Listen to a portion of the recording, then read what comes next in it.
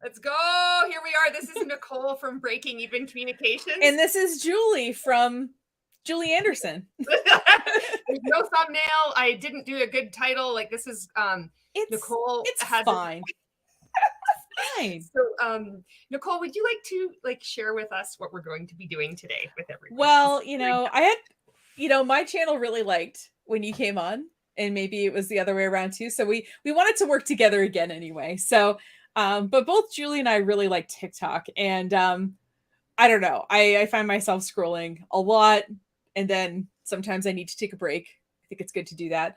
And what I wanted to do is find some videos about marketing to react to, and also maybe contrast them, because I'm guessing, Julie, that you run into different stuff on TikTok than I do, because the algorithm tries to give you stuff that I think you're going to like. And we both like making content and are interested in marketing. But you're kind of coming at it from anti-MLM side. Yeah. And while my content is sort of anti-MLM, it's a lot of marketing stuff too. So, but I just found some TikTok videos, some of which I think are, all of them I'm like lightly annoyed by. So maybe we'll play a game where like you can guess what I'm annoyed by each of these things. And by the way, I know nobody can see our files, but I just titled them video 1, video 2, because I didn't want to give away anything. So this is a virginal reaction from Julie here, I haven't seen it. Some various marketing content. Yeah, Nicole did the bulk of the work. I was supposed to get some TikToks myself, but I just have to own up. Like I'd taken time off TikTok since February 10th, and then I went on yesterday. No, I need to be honest though. And it's like, it was just, there's sometimes I can make content, and then sometimes I just need to get off one platform, even though like I'm on other ones. So yep, she did all it. So this is good. No, I think there's enough for us to sink our teeth into here. And I'm sure people in the chat will also be adding stuff too. So, all right. Okay. So do you start with number 1? Let's start with number 1. Why not? Okay. Get this set here. And I'll just read out the comments too here. Janet. Hello, Janet. Janet, you're the first one here. Lift. Hello, Lift Panic. Ready for this, but might have to watch posts on the replay. Monica is here. And Amanda and Ladies on Lions. Hello. Ooh. All right. This is the first one. Brilliant content hack to create months worth of content in minutes. My name is Rachel Peterson, and I'm the social media strategist for many of the people and brands that you know and love. This content hack is about to change your life. First, you're going to go to jasper.ai. Go to templates, select content improver. You're going to add a line that is pretty basic, like hustle culture is toxic and ineffective. Add a tone of voice. I like sassy, bold, or confident. Generate 10 outputs. This is going to create 10 outputs, 10 quotes from the one basic piece of content that you entered. Put your favorite ones into an Excel spreadsheet and download it as a CSV. And done. Then go to Canva and have a graphic template that you like. Scroll down on the side till you get to apps. Select bulk create. Upload CSV. Once you've uploaded your data, you're going to select on where the text goes and hit connect data. Hit continue, generate, and now you just auto-created 33 quote cards for social media. Wow. Okay. Oh. Now so first of all, you don't have to use jasper.ai to do this. You can do this in ChatGPT too. Like you can do this anywhere where the content, you can export it as a CSV file and import it into Canva. And I know that seemed like a really helpful tutorial, right? Yeah. Now, what if I told you that this person is an affiliate for Jasper, but did not disclose that in the video content or in the caption? That goes against FTC guidelines. They have like a thing about influencers, and you have to make it clear. Now, see, I think where affiliates kind of gets a little squishy, and I think why MLM people try to align themselves with affiliates is that there's a content type. It's on Instagram and it's on TikTok, I believe, and like you can say that it's a sponsored post and it will designate it a certain way. But I think that when people think like a sponsored post, they think, oh, like Jasper physically paid me to make this post, right? But affiliates, I'm only getting paid if a sale is generated, right? So someone clicks on my link and buys a copy of the Jasper software and I make an affiliate commission, right? So because it's like not money that directly comes to me and because it's sort of conditional, I think that's where people feel like, well, like it's not really a sponsored post because they haven't paid me anything, if that makes sense. Yeah, but you know, this is funny that you said that, because I was just sent today like these things from the FTC. It's an 8-page document about influencers, and it's a blurry line. Like, you don't need to just receive money. Like, it could be like a product or something. Like, yeah, I know that you're supposed to declare any gift that's above either $50 or $100 as part of your income. So if a company sends you something, like, that's part of your income, even though it's not like cash. So anyway, so this woman, it's funny because she was talking about Jasper a lot. And then the only reason I got clued in on this is because I started getting served TikTok ads with her, like from Jasper, with her in them. And I was like, wait a minute. And then I went on her website and I started looking a little bit, and I was like, okay, she's an affiliate. So this 8-figure social media strategist for the big brands is doing stuff like this. Now, meanwhile, I actually do affiliate stuff. I have an affiliate page on my website, and there's a list of, I categorize stuff by sort of category of item. Everything that's an affiliate is disclosed. And anytime I do a post about one of these things, it is in the caption that this is an affiliate recommendation. And it's like, okay, like, I have way less resources than an 8-figure business owner does. And yet somehow I'm able to attribute.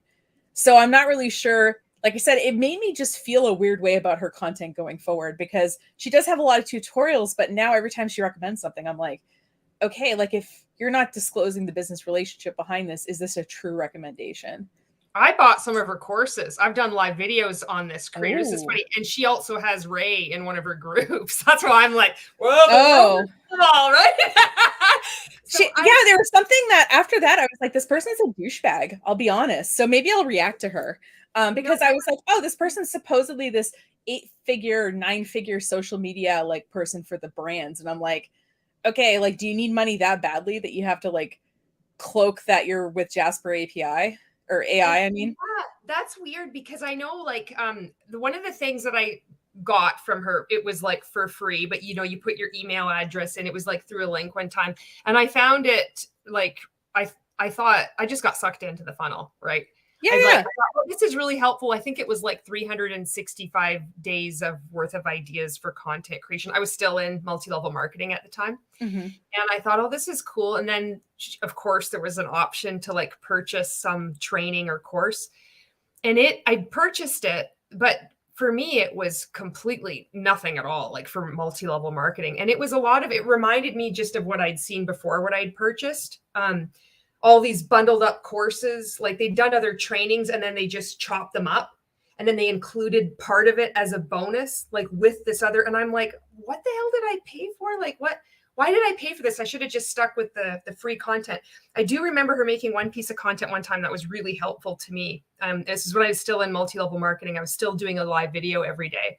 And she said that take at least one day off a week creating content. And I never, at the time, that stuck with me. But yeah, where she knows better. I think she knows better. Yeah. And I feel like a lot of these guru people, they really straddle that line in sort of decency, right? And part of like what I am, in particular, I'm careful on behalf of my clients because I don't want them to get kicked off a platform. I don't want them to, you know what I mean? So I'm probably overly cautious about it.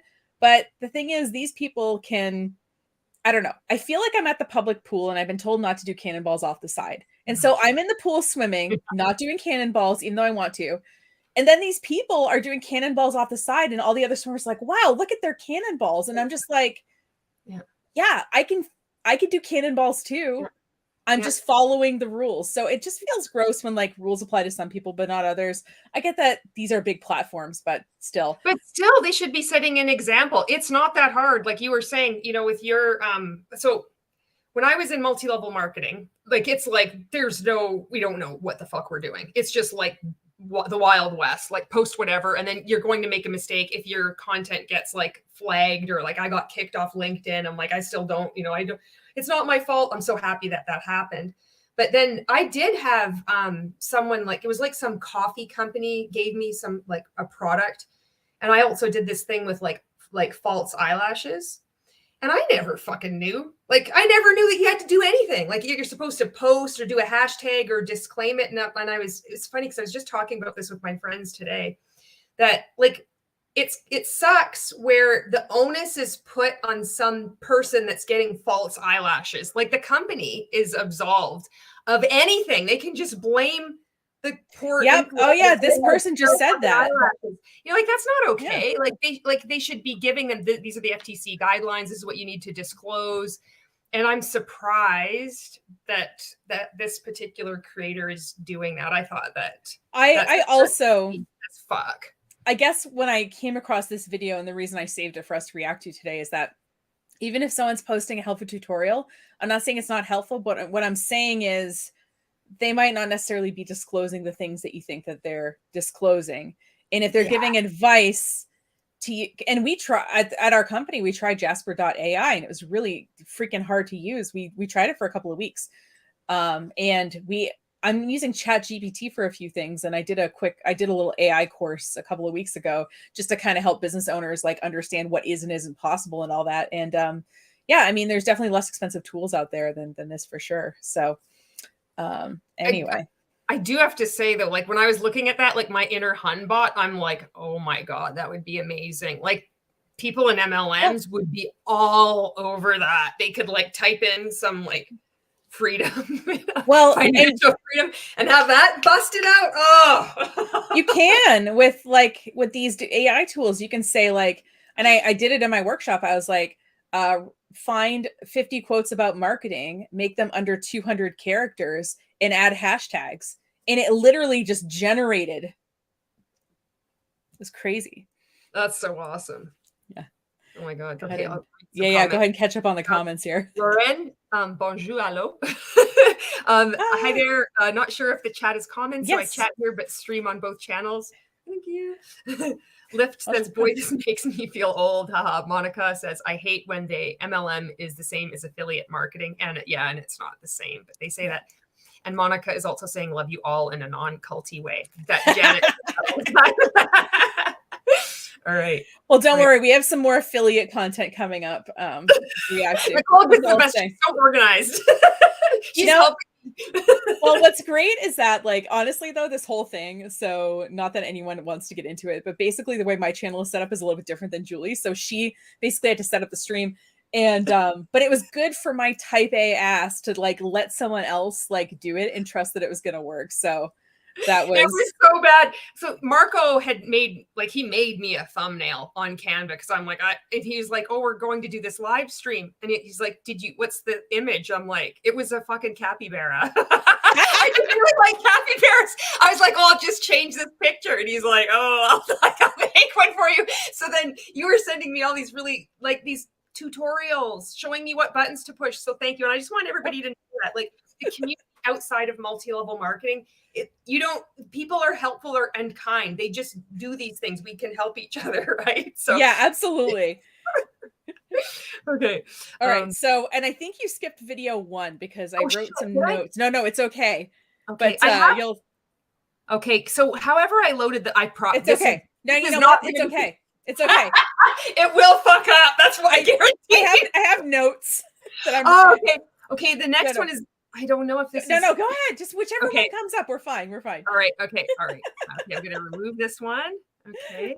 You can make 5 to 10K a month as a complete beginner. All you need is your phone or your laptop. And honestly, don't worry if there's too many people doing this because probably 90% of the people who've watched this have already scrolled by. And the market for this side hustle is billions upon billions of people with high demand. So I'm about to walk you through this process. Like and save this video for later. And this whole process that I'm talking about is called affiliate marketing. Here's how you can get all set up. So the first thing you need to do is go to digistore24.com and start for free.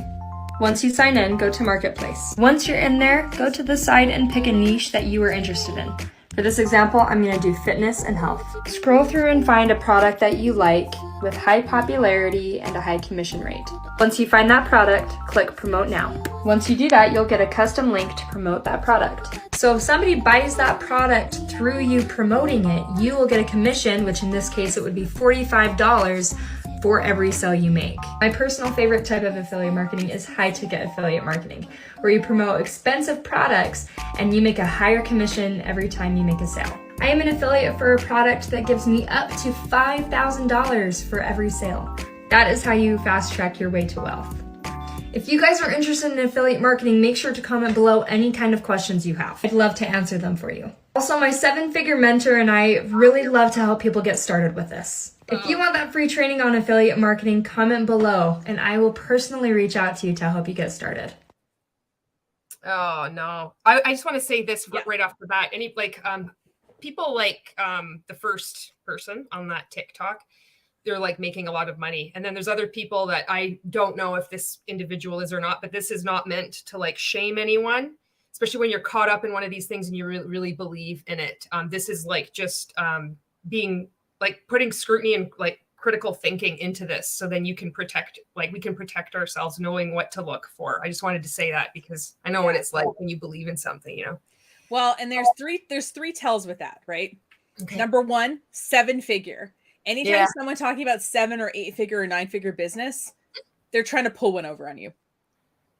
The other thing she said is being my mentor, you know, so she's like already like alluding that there's somebody else, right? So this could be a multi-level marketing. This could be a marketing guru that sells a high ticket course that she's affiliating for example, like a Tony Robbins kind of situation. So, something like when it's like my mentor, like it's like, okay, you know, that's odd. And then the third thing is when they are like, comment and I will message you personally with this thing. Yeah. A real business would have, like, if I had, for example, I think when you sign up for my email list, you get a branding guidelines thing or something. I think it's, so when you sign up for my email list, that automatically sends it to you. I don't have to message you personally, like, and walk you through that. Like a business has like automations is the thing. So, but I wanted to bring this up because the math ain't mathin' for me with this lady, and I'm going to tell you why. Oh, good. So I have a client, and part of his income is affiliates. It's not all of his income, but it's just like a chunk of it. And between Facebook, Twitter, and Instagram, which is the 3 places he posts, he has 500,000 people. Okay, 500,000 across those 3 channels. He told me offhandedly once that he makes about 20 grand a year on Amazon affiliates. Now, the thing with Amazon affiliates that's interesting is, like, let's say that Julie, you're, you know, let's just say that I click on your affiliate link to buy like your book because you're a best-selling marketing guru, right? So I click on your thing and I put your book in my cart, and then maybe I throw in some toilet paper and some cat litter while I'm there because it's Amazon. I think you also get a percentage of the toilet paper and the cat litter too, since it's on the same purchase. I'm 90% sure that that's true. Okay. So anyway, so he has 500,000 people. He makes 20 grand a year on Amazon. Okay. Now let's just say that he also has some high ticket affiliates, like she's saying, right? Let's say he affiliates for some other companies. And let's say instead of 20 grand a year, he makes 80 grand a year. Let's quadruple that. Okay. So he makes $100,000 theoretically a year. 20 grand on Amazon, which we know is pretty true, and 80,000 that I'm wildly speculating, which honestly I think is pretty high. So my client with 500,000 people is not even making $10,000 a month on affiliate marketing. And I'm expecting this random 20-something to be making that kind of money? I don't think so. The math ain't mathin'. It doesn't make sense. So acting like you coming out of the gate, like I probably have, like, if 8,000 on TikTok, 1,200-ish on Facebook, 800-ish. If I add up all my people, it's like 15,000. So she's saying that with my audience, that is less than 1/10 the size of my client's audience. I can make more than him at affiliate marketing? Yeah, right. This is huge. Like anybody that's watching this, if you're exiting multi-level marketing or you're exited and then you know, it can be tempting to get sucked into something else where it sounds similar. They're using similar phrasing. This is somebody from the real world. And it's just helping us to identify the things. I know, like when I heard the word 7-figure, I was like, it was game over. And then mentor as well. I thought Amway. That was the first thing I thought of. But then with this whole high ticket affiliate thing, there's that thing called MLSP. Or have you heard of that thing? MLS. No. oh, this has got huge ties with multi-level marketing as well. So they sell, I think it might be run similar to multi-level marketing. Russell Brunson's in it. All of them are in this thing. And they sell like courses and more training, and it's a lot. And I think that qualifies as high ticket. I only know a very little bit about it. I never got into that, but I have friends that were in it, and like I've been learning a little bit more. That could be maybe like associated with that MLSP or whatever it's called. Yeah. So I know, like, you know, Tony Robbins and Marie Forleo and all that, they have an affiliate program for their respective high ticket courses. And I think it's like pretty good. I mean, I think it's like you're getting at least $500 minimum when someone makes a purchase. And, you know, for me, like I said, I have my little affiliate links and stuff. I've made, and granted, this isn't my whole personality or anything, but I've probably made about $1,000 on affiliate marketing over the course of the last 14 years. And most of that has been, so at my office, we have these stand sit desks, and people would come in and say, oh, where did you buy it? And I give them the link and they buy it. And after I sold like 5 of these desks, I emailed the company and I was like, hey, as much as I enjoy being your showroom, like, do you have an affiliate program? And they're like, oh yeah, we'll give you $50 for every sale. And so most of that money came from literally selling these stand desks. They were, you know, 800-ish bucks. And so I got a $50 kickback. And it's just when people were in my office and were like, oh, I like this desk. I'm like, oh, hey, here's a $50 coupon. By the way, I also get $50 when you buy it. So they're still selling a $700 desk and making $600. So it's still a good deal for them. And it's a good enough deal for, you know, it helps the person I'm referring save a little bit of money, and it gives me a little money. So that's where most of that money came from. I haven't made any real money at affiliating, honestly, and I'm not saying people can't make money. I'm saying $10,000 a month. I mean, maybe her mentor makes that. Yeah, because the mentor has all these other people underneath them that are doing that, which is like, it's similar to a pyramid scheme. Exactly. Except without a product. Yeah, without a product. Exactly. The people are the product. People are the product. Yeah, 7-figure and mentor is like what I was like immediately leapt out at me. And it was interesting to hear you describe more about your actual experience with affiliate marketing, because that term is now used interchangeably with direct selling, multi-level marketing, network marketing, social selling, social sharing. So it's important to like. Right. And if you're going to make real money at affiliate marketing, you need to have an audience to sell to. And so most people, if you're just starting off, like you don't have, like, I feel like I probably have, you definitely have way more than I do, but like in terms of followers and stuff, but like, I'm like a small marketing company in a small town. And so I feel like I have more than the average person, but like, I still couldn't even make $1,000 a month affiliating, even if I made it my whole personality. I'm not willing to actually do that, but I'm 90% sure that that's true. Yeah. See, that's important when you're scrolling through on TikTok and you see one of these ads, like what that's about, to know those key things and what triggered for you, what triggered for me, and then your actual experience with affiliate marketing, because like tying it, like my experience with multi-level marketing, like the Direct Selling Association, they put this report out in 2021 that they're really afraid of the decline of Gen Z in getting into direct selling, because they're just more aware. So the more this information is put out there, the better, because they're going to be able to avoid getting into multi-level marketing companies and avoid getting sucked into something like this that sounds so enticing. It sounds too good to be true. It sounds easy. Yeah. It's like, look at this. I can just do it. But when they say my mentor and throw out all this money, that's like an income claim. You can't do that. If it was legitimate, you shouldn't have to bring in all these stories of like peppering in like the fairy dust of saying, this mentor, who is this mentor? What is their name? What is their background? Are they in jail? Are they alive? Like, what, you can't just say that and just like put it out there for someone else to fill in the blanks. That's what we were taught to do in multi-level marketing. Yeah. Well, and here's the thing. I want this stuff to be true too. And feel free to catch up on the comments, by the way, Julie, if you got some. Okay. I'll say hi to everyone there. Yeah.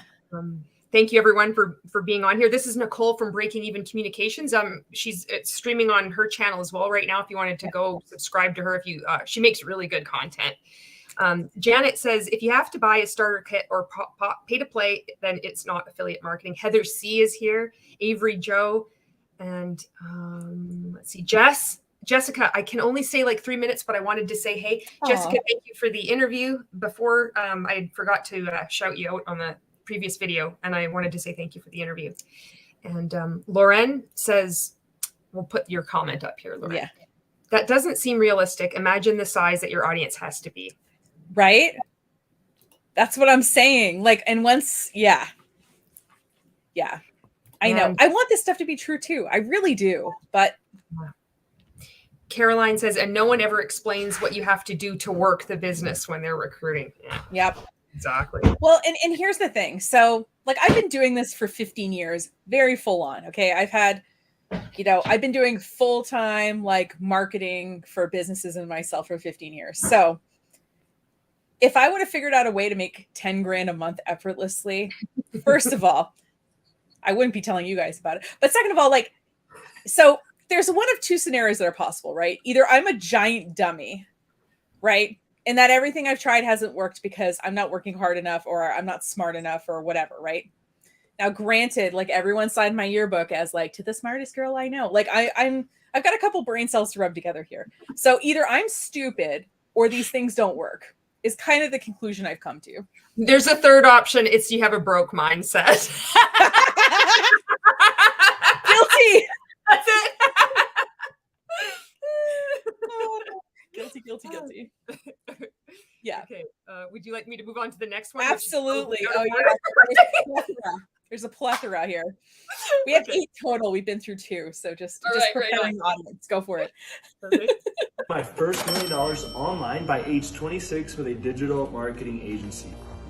The first thing we did is we picked a service that we knew we could deliver on. I picked Facebook ads because at this point, I had been running ads for local businesses for a few years. Then we selected a market, a niche. We went with chiropractors. Then of course I had to build a team, and it was a CEO, COO, an account manager to deal with the clients, a media buyer to run the ads, a sales manager to close the leads, and then 3 virtual assistants. We knew once we had a really solid service, a really amazing team, and a niche to go after, we had to come up with our irresistible offer. And this is what we came up with. We guaranteed chiropractors 50 leads in 30 days or their money back. Then we asked ourselves, how do we get as many chiropractors in the world to see this offer?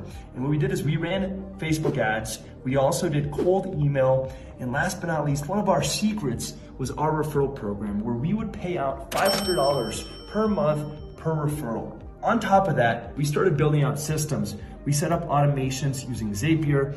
We also built out standard operating procedures, and we also hired more virtual assistants. Then after that, what we asked ourselves is, how can we innovate on the product? And at this point, most agencies were only providing leads.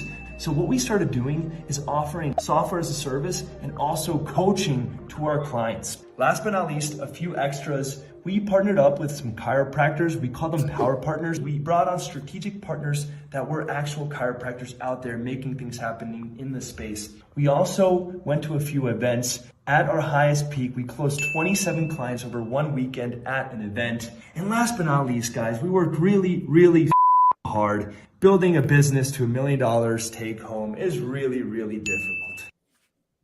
He's got to be in fucking Scientology. This is just too much. This is too like it. Okay.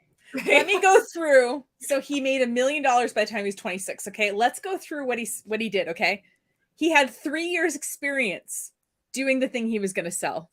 He hired 7 staff members. Okay. And this is before he had anything to sell. He hired the staff so that they could get ready. Right. He ran ads in an affiliate in a referral program. So that spent money. He spent time building relationships with chiropractors, which takes time. And then they went to one event where they closed 20 sales. Before the pandemic, I didn't know, obviously, the pandemic was going to happen. If I did, again, I'd be laying on a beach somewhere, fanning myself with money for being clairvoyant, right? Yeah. I spent $1,000 on booth supplies to go to a business expo.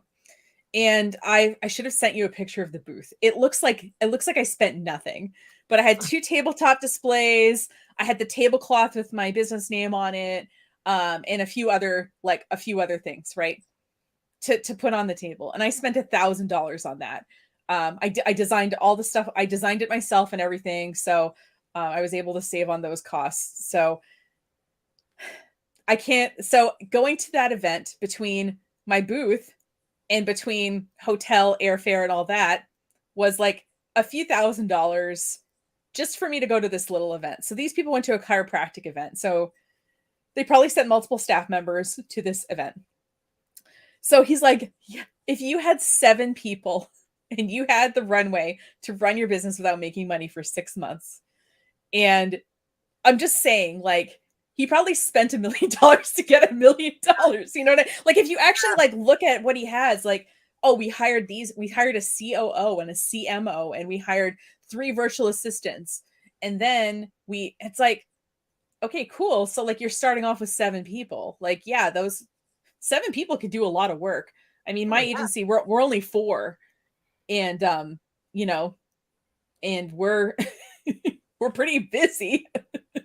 But yeah, anyway, it was just one of those things where I just saw that, and I just love, and we're going to see a couple more of these where people are like, this is how I scaled my business to $1 million. And it's the equivalent of like, this is how you make it to the Olympics, Julie. First of all, when you're 5 years old, you and your parents decide on a sport that doesn't have a lot of people in it.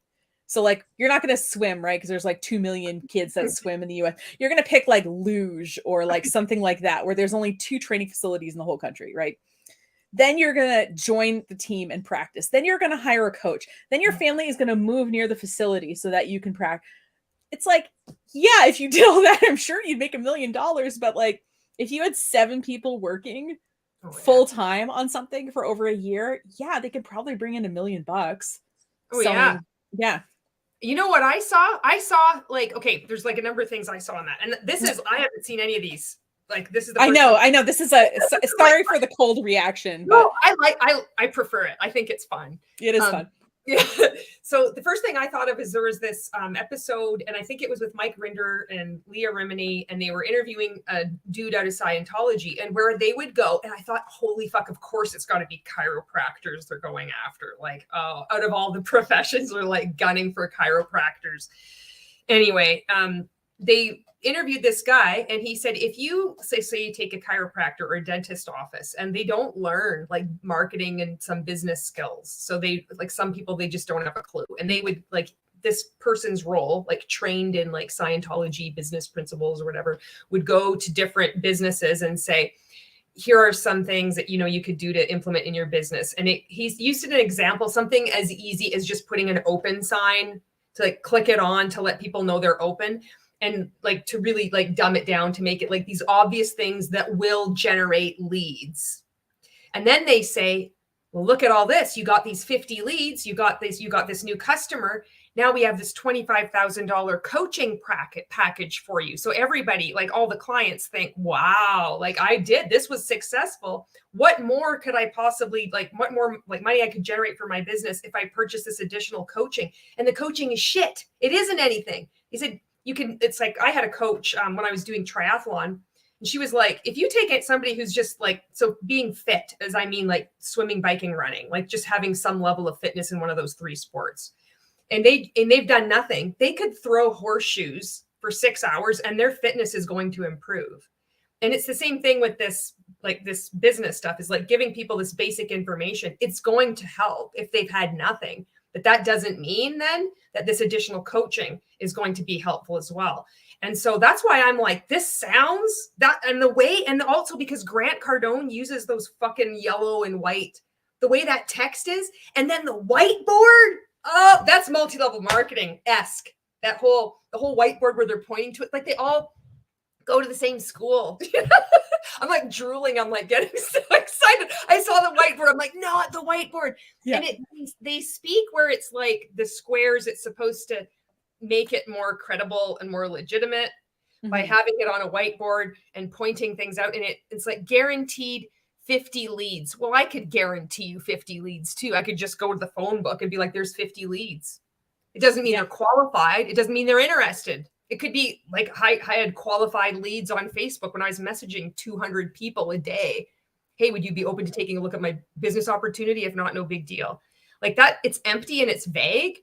And then also when he said that at the end of, or he's said a lot of things very quickly that didn't make sense. And I know that's meant to obfuscate.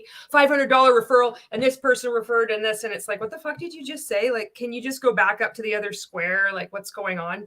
And then when he's like, goes to this event And it's like, and we signed up like 20 or 27 clients or whatever it was. It's like, what are you doing? And how is this helping people? Like, it just kind of came back to those coaching programs that say, I made $100,000 in sales, and I'll coach you to coach people to continue to do that. You know, that's what the vibe I got. Yeah. And there's a reason they go through this stuff very quickly. Right. And he's glossing over. Oh, and we did software as a solution. What kind of software? Like, so you developed a proprietary software and sold it? Did you partner with a software? I'm just saying each one of those items, it's like, and I get the whole, like, going through it in a dead run it's a tactic, and it's to make it look like there's a system, but you can navigate it, because I could go through it in 60 seconds, but obviously I would take more time and explain this to you. Right. But there's, like you said, the clip that at which he's going through it, the couple of things that didn't make sense were kind of glossed over in that sales pitch, because so people were asking about the booth, so I emailed you a picture of my booth, Julie. Oh my God. No, it's okay. It's just if it happens across your thing. So yeah, I don't have full controls over the presentation thing. Can I show? Wait, I have a presentation. Oh, maybe you can. Wait, video file, share screen. Okay. Yeah. Hold on. Yeah, let me just share my screen. Yeah, I didn't mean to throw that at you. Hold on. No, that's okay. I don't mind. I think there we go. I think you have to add it in or something. Okay, maybe I think you just like drag it. Yeah. There it is. Booth bitches right here. So like those two things. I also have some stuff on the table that you can't really see. And then I have the tablecloth. And then I have a second tablecloth. I got there and the table size was different than I expected. So the tablecloth wasn't long enough for me to put underneath it. But I had a contrasting color for the underneath tablecloth that I wasn't able to use. And then I had to bring my monitor and hook up my monitor to my computer. It was a whole thing. And then I put the monitor on a stand. So, and I normally travel with a carry-on. I don't know how people, right? It's not terrible, but like, this is what $1,000 booth looks like. So, you see those fancy booths and you're like, how much did those people spend? You know what I mean? Like if this is what $1,000 looks like, you can imagine like when you go to like a really fancy event and you see like Salesforce's booth, like how much did that thing cost? Avery Joe has seen worse. You know what? I'm going to take that as an endorsement. Thank you, Avery Joe. I have to apologize for the noise. I have no fucking idea. No, you're totally fine. It's like right now, I don't know why it's like going in and out. It's okay. Stuff. My dog just started walking around too. So if you hear a little, that's her. So I love your booth, and I love where it says "Be well liked." And I think that's really important to show what $1,000 spent, what it looks like physically, what it looks like, because people need to see, like, break down, and this is teaching people how to critically think, and I'm learning as well. So, well. Thank you. Feel free to take this down. Yeah, but this is me. Okay. The last thing we went to, which admittedly was fancy. So, all right. Okay, I'm gonna read some comments. On the comments. Yeah, and then we'll go to the next one. Pop some up on the screen here. Yeah. Janet says, "Yeah, y'all aren't working hard enough." True. Tanya Elizabeth is here. Hello. Lauren says, "Oh no, you can put the picture of the booth in the thumbnail for the replay." That's a good idea. Okay. Except it has somebody else's image in it, probably. Right. Avery Joe says, the agency I work for is 6 people right now, including me. And Lawrence says to Janet, the guy who hoarded hydrocol, I can't even say it, gel didn't get too far on this front. That's true. That was about, stocking up during the pandemic stuff. Steven says, Julie, you're awesome. Always loved your GenX stuff. Thanks for being real. It's refreshing. Thank you, Steven. And Avery Joe says, that's not bad for a booth. I've seen worse. Lauren says, boss babes. That's right. And Avery Joe says, oh, the people that have really fancy booths easily spend thousands of dollars on the booth alone. I just went to a trade show with hundreds of booths. Yeah.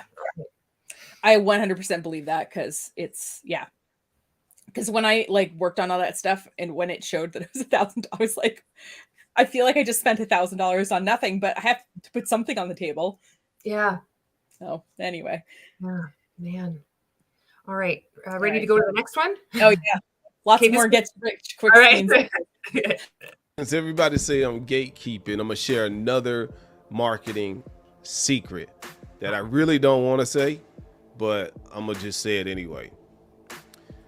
if you want to gain traffic to whatever you're selling, if you have a physical business, you go and buy that physical address as a domain name. You build a nice website around it, and you get it to rank on Google when people start to tap in that address on Google.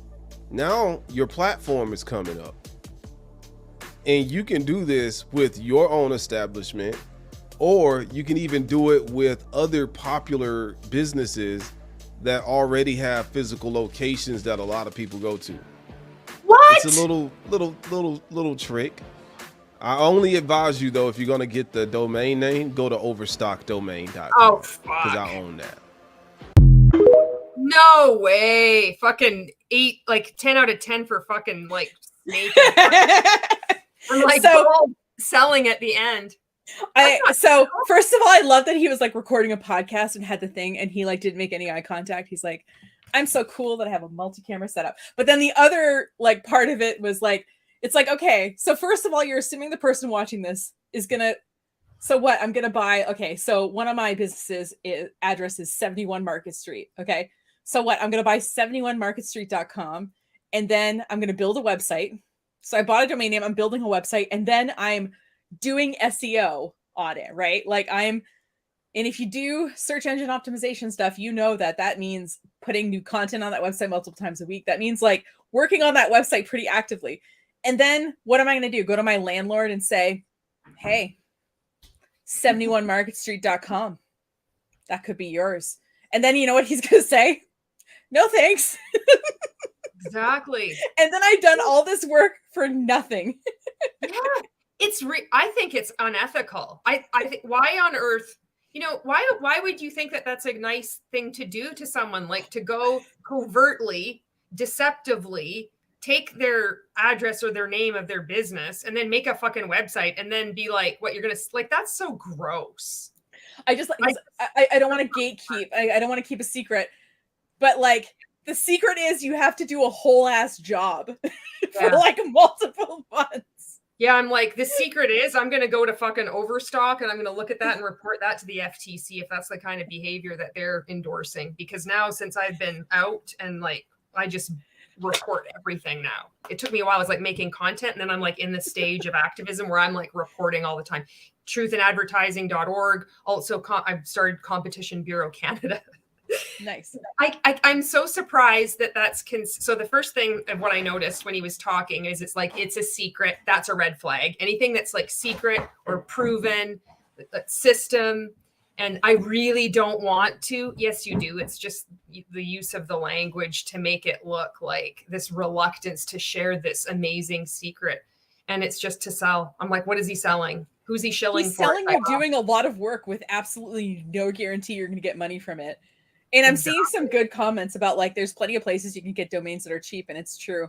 I mean, I'm not a GoDaddy stan myself, but like, there's Enom, Namecheap. There is GoDaddy if you want to deal with them. I have reasons. I have a whole video on my YouTube channel if you want to watch why I don't like GoDaddy. I'm waiting for them to contact me on that one, but I don't have a lot of people on my YouTube channel, so I'm a little under the radar there. And then like someone like Avery Joe, you just do real search engine optimization. It works as well, my guy, and he does. And yeah, and Loren is like, isn't that like domain squatting? And it's true. Like if you buy a domain that is technically for another business, you can, like, as if you're the other business this is happening to, you can appeal that. And I had this happen with a domestic violence shelter, if you can believe it. Somebody like took their I know, right? Like you would think that like, oh, I would squat on the domain name of like a big corporation, but some people are just bored. So we ended up having to sort of submit paperwork that this is the domestic violence organization's name, this is the executive director, this is a letter on letterhead, and we were able to get the domain name like transferred back to them. But it was a real pain in the butt. And it's technically like, you can get in trouble for that, and you will eventually get so all that work you did, all that SEO, suddenly could get taken away from you at any moment.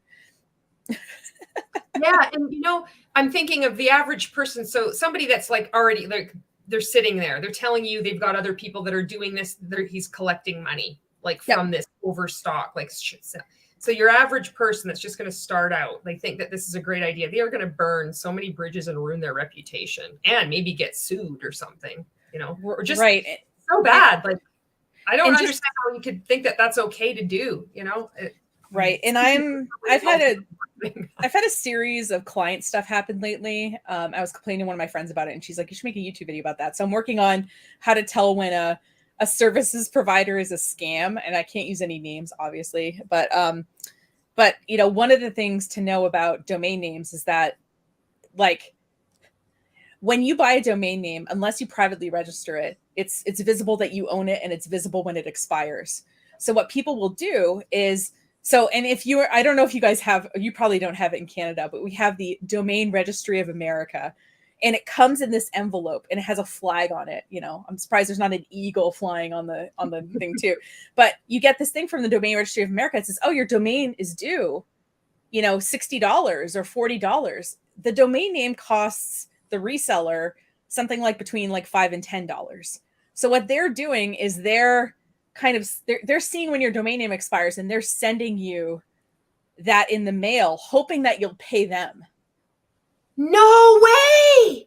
It's like I said, I'm working on a whole video about scams like this because it's ridiculous. And a lot of people don't necessarily know about it. So when you do buy a domain name, keep track of what company you bought it with. And ideally, when you renew it every year, you're going to get a bill from that provider. If you get a bill from another provider, they just know when it expires, and they're hoping that you'll accidentally pay. It looks like a legit bill. You're like, oh yeah, it's been about a year. My domain name's probably expiring. And if you don't remember where you bought it, like, you could be paying some company to just take your money. It happened to a friend of mine.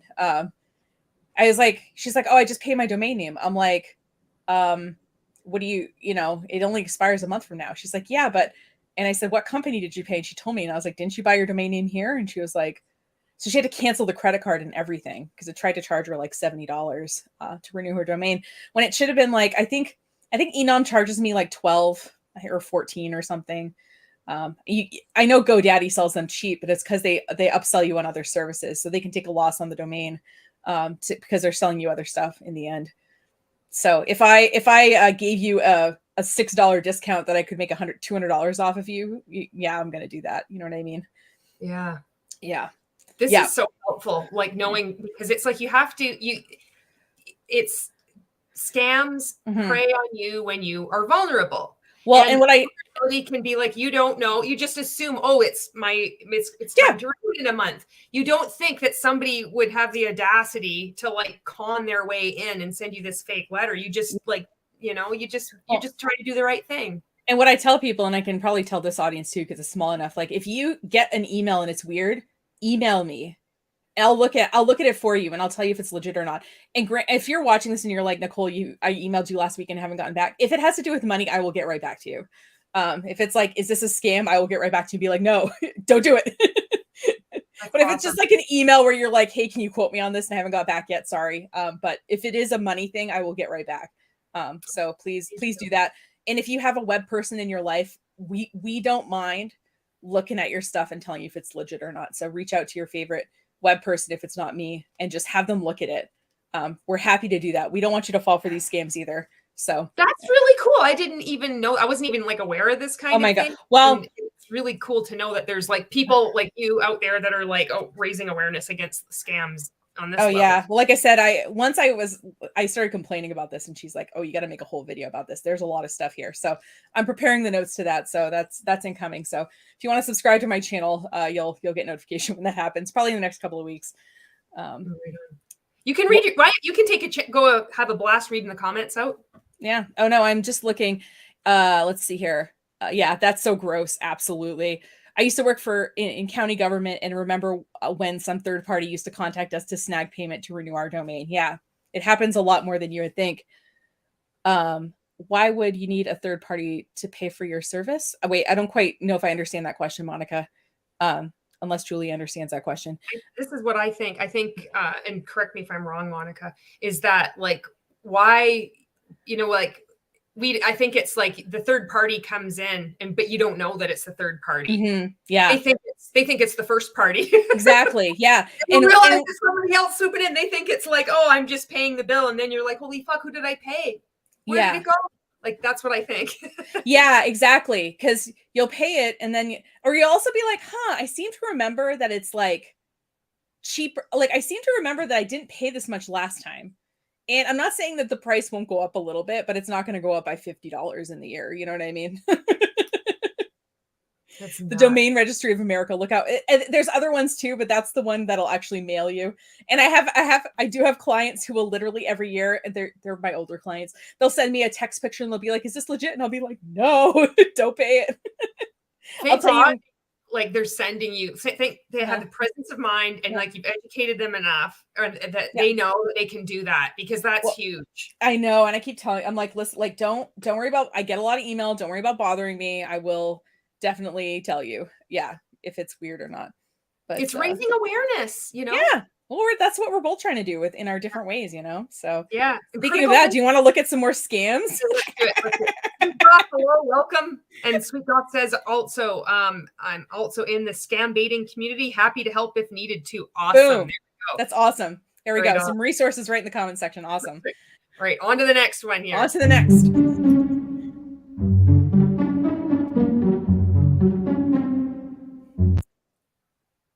Oh my God, this could have been me. So I wanted to include this because I feel like it's Hun adjacent. Yeah. So whenever I see messages like this that are a little bit like passive aggressive, like the content is kind of low effort, you know, like here's me looking bored. Yeah. And then there's something on the screen that makes it sound really simple. Like I have the skills of a 12-year-old and I spent 2 hours and I made $500. So what, did you take pictures of your feet? Like, I mean, did you get public domain books and then like format them into ebooks to sell them? You know, like there's so many like stupid, like scammy things you can do to make a little bit of quick money, but it's not going to work indefinitely is the problem. I mean, I'm not saying, by the way, I know nothing about spicy accounting at all. Just I'm full disclosure. I made the joke about fee picks. I know it's a perfectly legitimate thing. I don't know anything about it, but what I'm saying is like the fact that this person is not like forthcoming with how this money is being made to me says scam. By the way, she's an affiliate marketer too. Okay. Whatever that means. Whatever that means, because that could be like, I mean, it could be multi-level marketing, because a lot of multi-level marketing companies now are calling themselves, we're doing affiliate. They've blurred that line too. And the representatives believe it. So this person may actually be doing affiliate marketing, but the deceptive and like that passive aggressive, like you said, there's that disdain. Like, I don't know, people are overworking themselves and it's so vague. And that is, I could have made a post like that. I've made this because it would say there was like a Black Friday sale and all of my market partners, including myself, purchased everything because we're so excited and we're just buying everything. And then the customers really like it, so they buy it too, but it's predominantly like us market partners. And I could make a post like that too. And I'm like wondering why people are overworking when all I had to do for 3 hours, well, it isn't sustainable over the long run. And it's like, what are you doing? Like, why can't you say exactly what your business is? Because then it's that default response of, well, I'll send you a DM. They have to keep it shrouded in secrecy. If it's legitimate, you don't need to. It's out there. When there's that deceptive, that's one thing like I've learned, like coming out of my experience, is that if they're not up front, it's a red flag. Right. And I think with this creator, when I saw this video, I like scrolled through like 10 of her videos before I found an affiliate marketing one. And I was like, okay, so it's the same about like, you can make 10 grand a month with little to no effort by just getting links off this website. Like, yeah, really, like I said, either we're all stupid or have the wrong mindset, or this doesn't actually work. Or it can work like in a limited way. Like maybe you can make a couple $100 a month and maybe you can supplement a little with it. I'm not saying it's not possible. I'm saying that you have to have a pretty good audience if you're going to do it as like a full-time income stream. And I believe that some of these people, they really believe that it is possible. I don't know. I think because I I believe that there's probably like some kind of personal development, manifestation stuff going on with these programs as well, because in order to keep people in, they have to think that they have to work on their mindset, that, you know, there's some element of that. I don't know, but it's so similar. I think, like, I bet you that there's a component of that. I don't know. What I would like to see is, I would like to come back to this person 3 years from now and see if they're still doing it. Yeah. That would be the tell. If it was still working. Yeah. And I hope that they don't waste too much money doing it. Yeah. I hope they don't either. But if you look at someone and they've just been doing something very recently, yeah, maybe you could make $500 in 1 month. But like, the question is, like, how sustainable is it to keep making $500 every month? And the reality is, a lot of times it isn't. And when you see multiple people, like, once you start seeing these red flags, you're going to start seeing patterns everywhere where you're like, oh, it's like spam. They all have the same script. So, like, dude selling overstock. It's like, I want to sell. It's a secret. I really don't want to tell you. And then the other dude with the whiteboard, those, like, the way he's speaking, he's trying to bamboozle you with bullshit. And then it's like, I have a mentor, 7-figure mentor, $10,000. I just made $500 in 3 hours. Like, you start, it's just like, you just need to know that little bit of information, and then you can spot this shit and be like, okay, yeah, no, this is, I've heard about this before. This isn't legit. Like, yeah. And when I was looking for these videos, I was trying to find a variety of sort of selling methods, so that, like I said, you'll start seeing some of these. And I find that the guys are a little bit more like tactical and in your face, and like, and then the women are more like, oh, I just work from my phone. And so I don't know, not all of them. I'm just drawing some lines that, like, there's a little bit of difference in some of the techniques, but once you start seeing them, like you said, you'll see them everywhere. Yeah. We're going to catch up on some comments here. Monica, they are never clear on what exactly they are selling or doing. I agree with you. They should be upfront. Janet says, yeah, they say they are doing affiliate marketing, but you have to buy a starter pack. And so it's not affiliate marketing. It's uni-level marketing. And Lisa is here. Hello, Lisa. Jen Ryla says, when you're being recruited, it's not easy. It's simple. Once you're recruited, it's hard work. And if you expected it to be easy, that's on you. This isn't get rich quick. Kelgore, thank you for commenting on my previous video. You leave some good comments too. The more MLMs can blend in with this type of sales, the worse it's going to get. And Janet says, uni-level marketing is when you join an MLM but don't have a downline. You start recruiting them, then it's multi-level marketing. Caroline, equivalent to our company just had $1 million day. Why aren't you doing this with me after the one biggest sale day of the year? Exactly.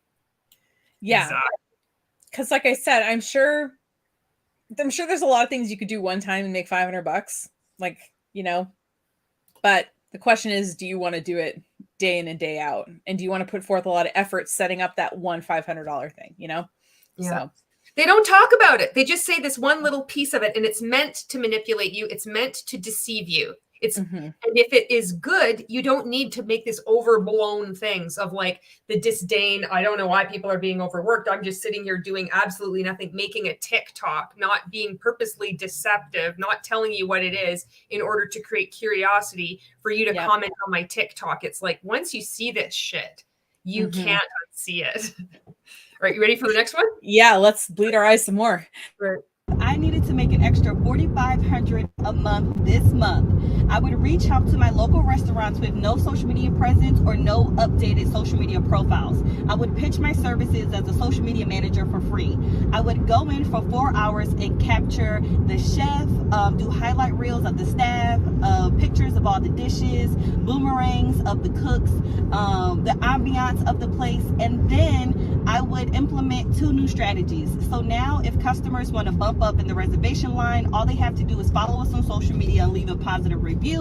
Or if there are parties of 4 people or more, the entire table has to follow us on Instagram, leave a positive review for free shots. I would do this for 30 days after posting consistently, highlighting the company culture, showing off all of the plates and dishes. And then after those 30 days, I would sit down with the manager and say, I've increased your social media audience by this much. You have this many new positive reviews. You have been posting consistently for the past 30 days. I charge $1,500. I can come in once a month for 4 hours and we can do it all over again, rinse and repeat. I just need 3 restaurants to agree, and that's how I would make $4,500 a month. Holy shit. I like that first part where she was like talking about, like, it's like, this is I'm like, that's so helpful. Wow, you're really going in there and you're doing all this work and then showing them. But I don't like, it's fucking like telling someone what to do. You're sitting at a restaurant, there's a table of 4, and it's like, you have to follow us on Instagram. It's like, the fuck I do. I'll never come to this restaurant again. Well, and I'll make a fucking live video saying they asked me to follow them. Like, you know what I mean? It's like, blah. So the start of the video, which for some reason, like, I think it was trying to load and just didn't play. It was like, shit. She said, this is what I would do if I needed to make $4,500 a month. I would go into a restaurant. I would say, I will do your social media for free for 30 days. And I would record a bunch of content, and then she'd post it like she said she would.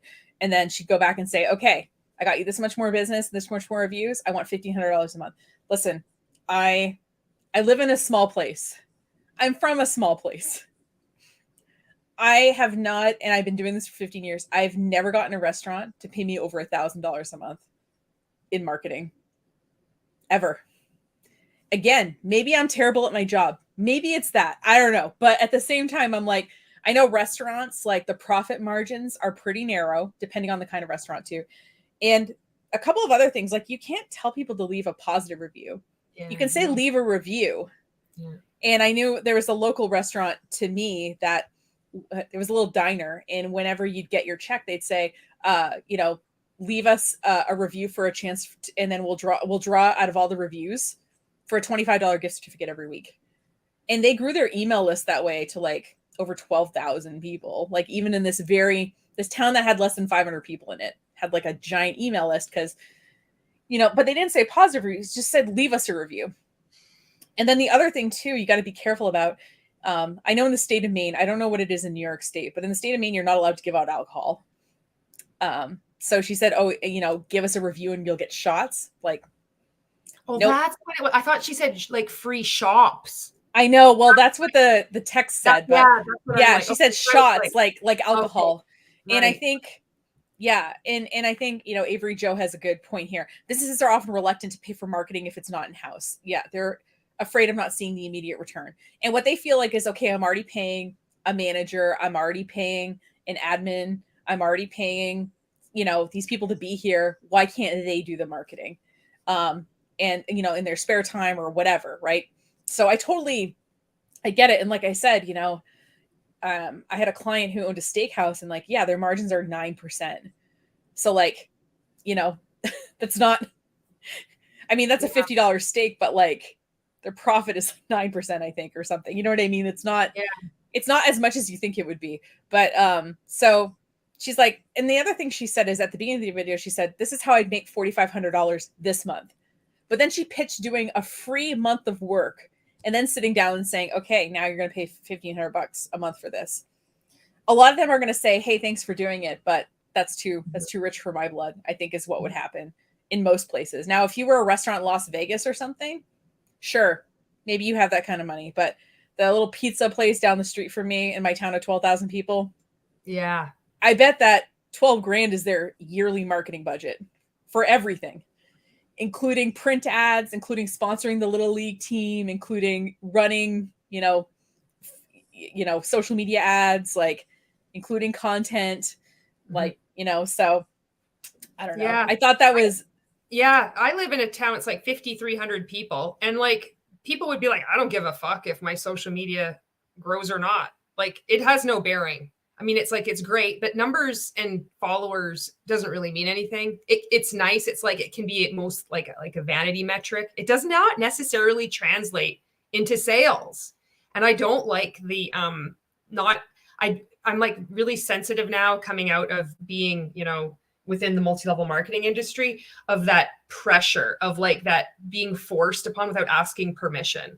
Like go in, I'm going to come in and do this. It's like, no, you're going to ask me if what I might want.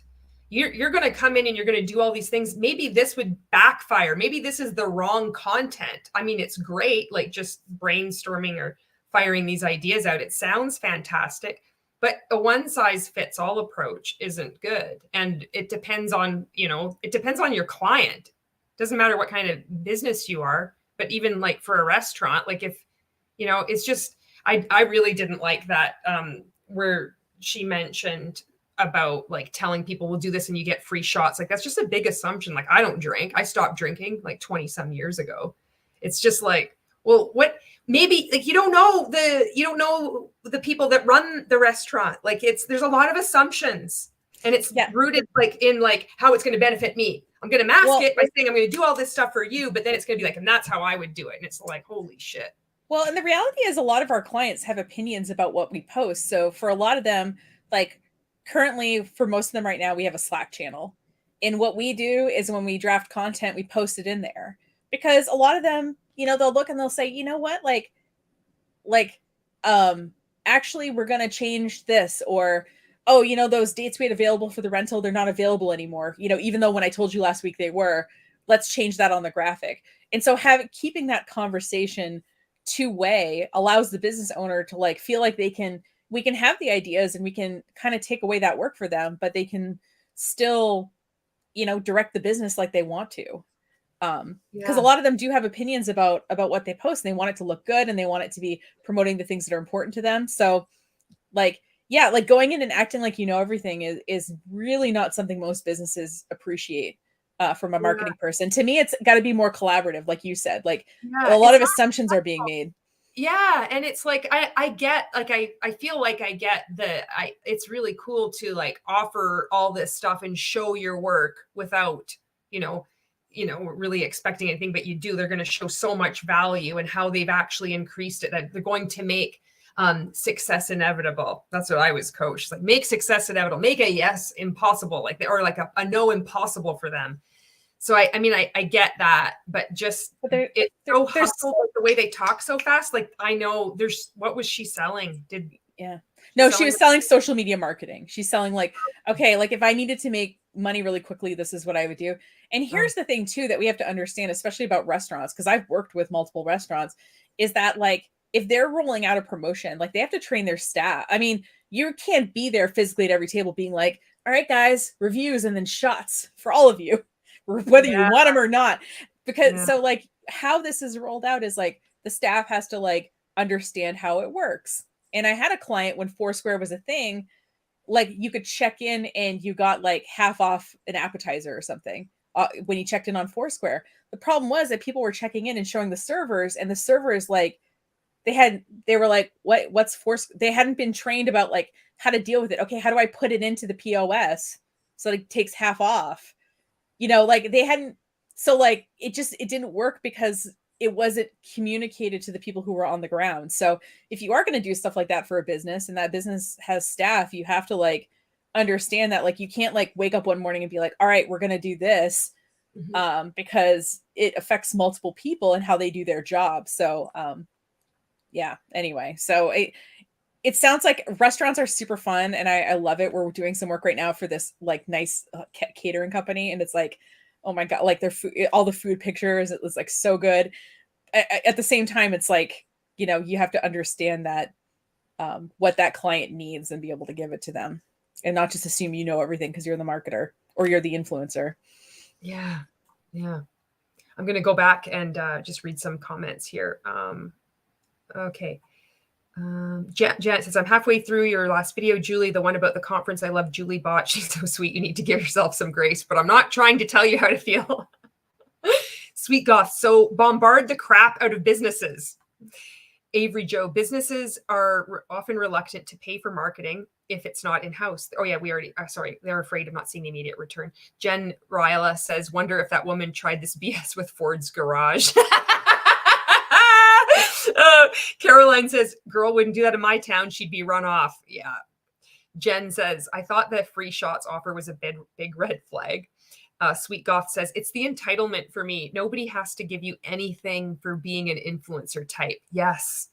Jen says, in MLMs, we were coached to ask people how much they wanted to make, map out a plan with all this unpaid, futile work. And when they didn't make what they wanted, it wasn't the plan, it was them. Yeah. Avery Joe says, I don't drink and I'm 25. That free shots offer wouldn't appeal to me at all. Janet says, Julie, you mean there's people that live in Canada? That's right, we do. In igloos. All right. And Sam is here. Hello, Sam. Sam. And then Sweet Goth says, that's how Karens are made. This is how Karens are made. All right. It's so funny because when I saw that in my head, I also was like, this is how I did the same thing you did. Yes. Oh man, Yeah, we've been I on hope you're TikTok for feeling too long. Okay, we're going to the Okay, next one. okay, so yeah, there's two more. Okay, So 2 more. prepare your hearts. Oh yeah, there is 2 more. Okay, I see. All right. I had skipped one. Big surprise. All right. Oh shit, that's the same one. Sorry.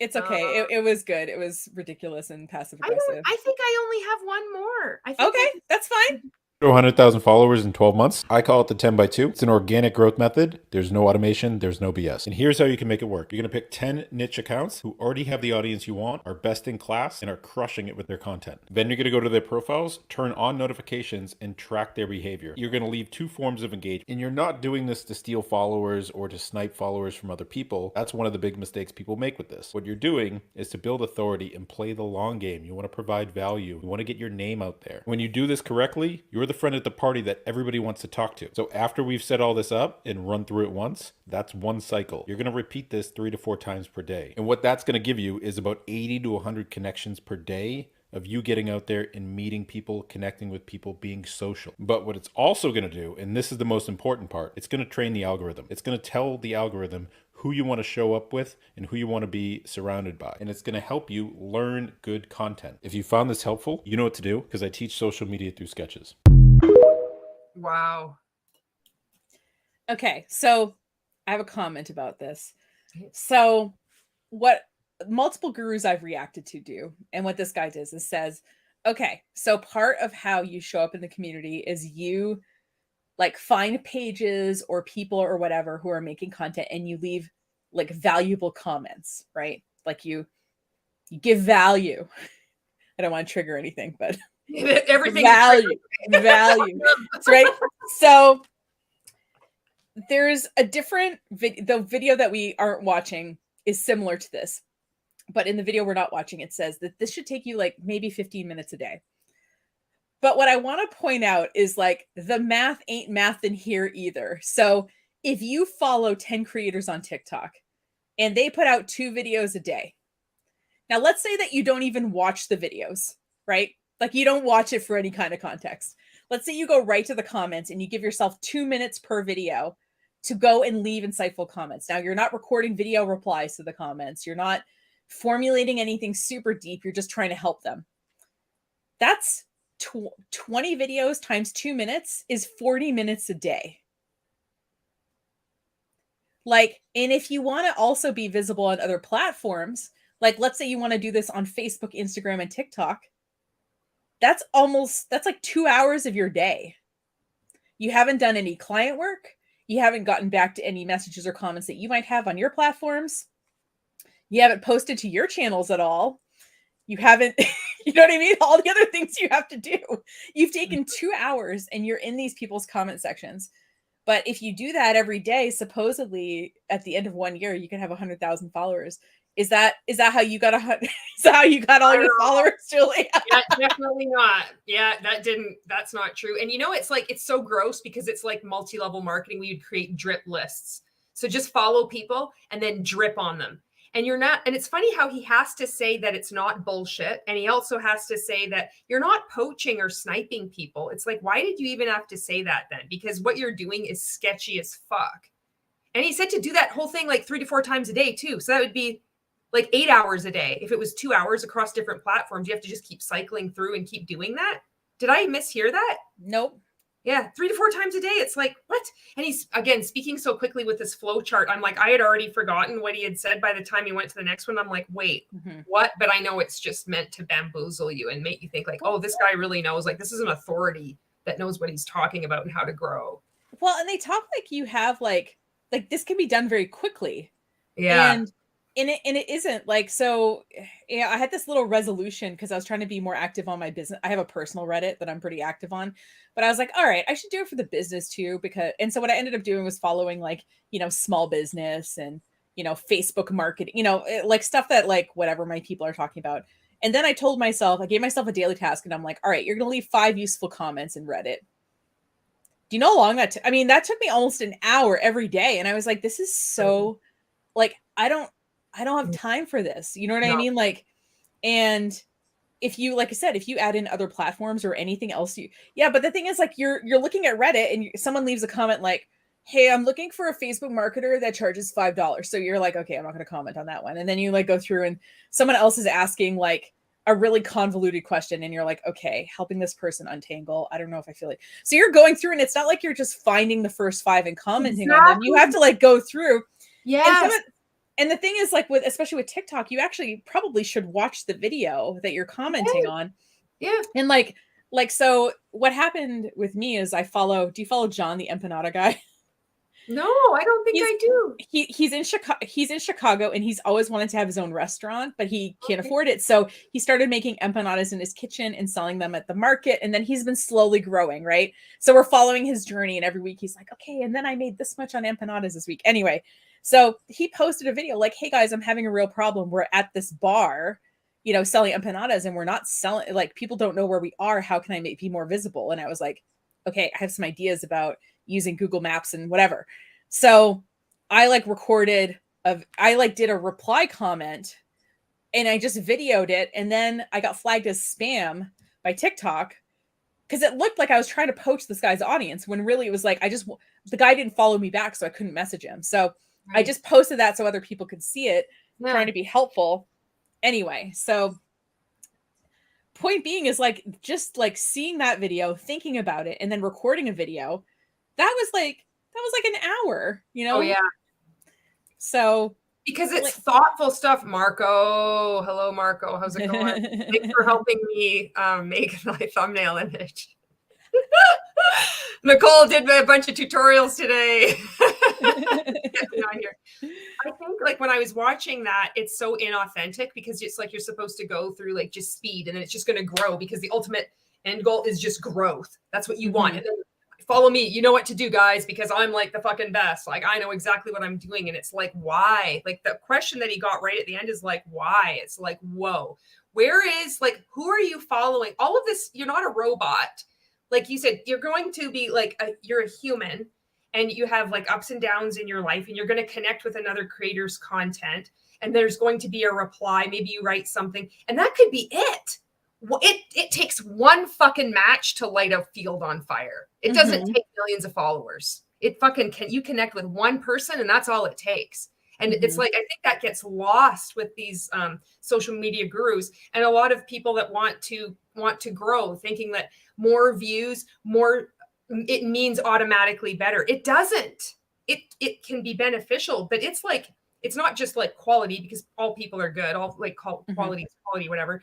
But it's like the community, whether they like to use that word niche a lot. Well, what the fuck does that mean? That means community. What is your community doing? Are they purchasing from you? Are they going to your restaurant? Whatever they're doing. What is it that they're doing? Is it just more eyeballs? I've got content that has like, I have this piece of content. It's like 7.5 million views at the last time I checked. The fuck does it do? It doesn't do anything. It's like, I can make a video here on YouTube and it can have like 180 views and it has fucking landed with the people that I want to help. That it's like, that's what it's about. It's like connecting with one person. And I just wish that message could get through to more people where it's like, you just need to connect with one person. And a lot of these gurus they'll say that, speak as if you're speaking to one person. But when you're speaking to one person, like leaving a comment, following their formula, it takes a lot longer. And it could be like you do that once a week and that's all you need to do. Because we're all so different, I'm on my fucking soapbox right now. No, it's well, what I think is funny is like, I don't know if these people like are in some space-time continuum that I'm not in. Like, I don't get how they can do it in 15 minutes. Like, I feel like I'm pretty efficient.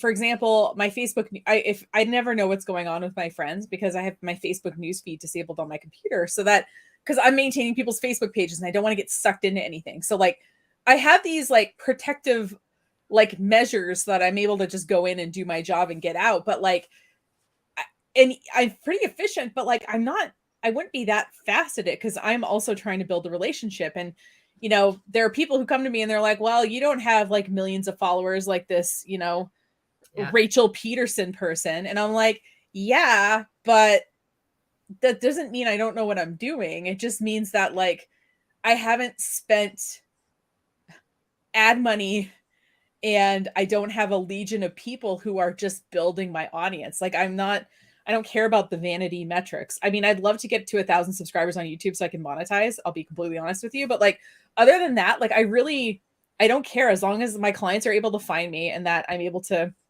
have a sustainable business. It doesn't matter to me whether I have 1,000 or 10,000 or 100,000 people. But I think treating people like a commodity, they're going to act like a commodity. Yeah, these are people. Like, they're not just numbers. And it's so fucking weird. Like, when I see that, and I mean, I get it. I was caught up in it too, you know. I know, like, when you're, for us, like when we're in multi-level marketing, we are preying on the vulnerable, even though we don't think so. So, and a lot of attention when you are vulnerable, it feels real and we think it's real. So that's why we can bang out value with like all these people in a short period of time, because people are already vulnerable. Maybe they're not having a lot of people to talk to. And then you have someone who are like, oh, I really like your pair of shoes, or you look really nice today. And it's like, holy fuck, this might be a possible friendship. Yeah. And it's surface level. And we just fucking bang it out. Like that's the reality. But, you know, and I think something I've never shared really here. I was in a multi-level marketing company for 2 months. I didn't sell anything or recruit anybody because I was too mortified to do it. But guess when they got me? They got me right after, as I was getting divorced. That's when they got me. And I call it like my wounded hyena period, because like when you're going through something hard, or like when you're vulnerable, like you have this energy about you. It's like you're with the pack of hyenas, but you've got your gimp leg and you're like dragging it. And the only the people are, you know, the wolves are like on the hilltop and they're looking for your wounded hyena energy, you know? That's totally it. That's a really good description.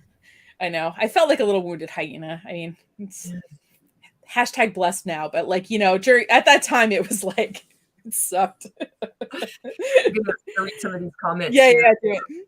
Loren says, Julie, how much time did you spend on TikTok when you were in your MLM and RankMakers?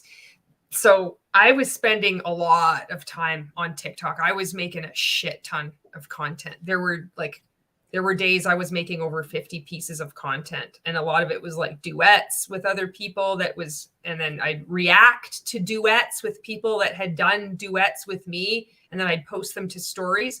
But so I don't know, because I never tracked anything, but it was a lot. But it was like kind of like my playtime. And I was free from RankMakers and I was free from multi-level marketing. Yeah. So it was all of this. I was taking more time away from my business by being on TikTok so much. I don't know. It was a lot.